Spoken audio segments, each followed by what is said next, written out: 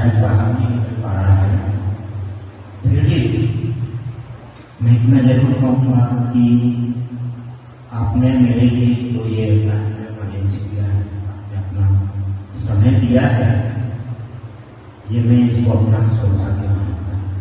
एक अच्छे कार्यक्रम आपने अरेंज किया और मैं उसमें उपस्थित हुआ, आपने मेरा सम्मान किया, इसके लिए मैं आपका बहुत बहुत आभारी हूँ और आपको हृदय से धन्यवाद।